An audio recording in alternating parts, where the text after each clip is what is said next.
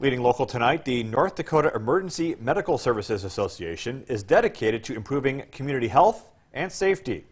Over the past 3 years, they've been doing so thanks to the power of data. Kiara Brown reports on the findings.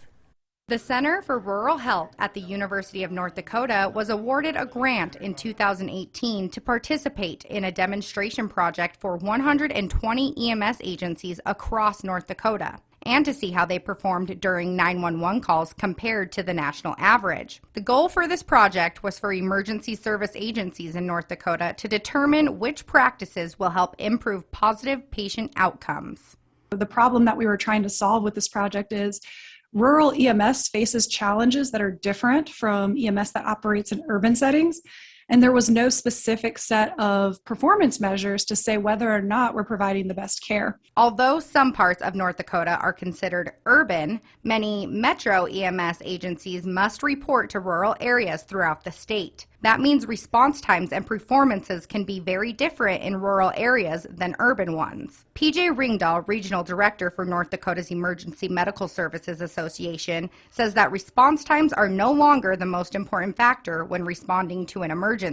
The demographic here is, all over the place. A lot of these services have lower call volume, but they're still performing the high technical skills as anybody else is in EMS, but they're just on their own. They might be an hour or more away from another provider. And so having this information to help them improve what they're doing out there and getting them the tools that they need is really important, especially in those super rural areas. According to the report from ESO, North Dakota is above the national average with pain management and pain intervention, which means patients who had a pain level of 5 or higher before EMS arrived reported that their pain level lowered once EMS treated them. However, when dealing with patients suffering from strokes, North Dakota is below the national average. But thankfully, with this data, Crow says the EMS agencies can focus on training and reevaluating protocols for stroke victims and improve. We probably don't see a patient with a stroke every single day. That's a rare event.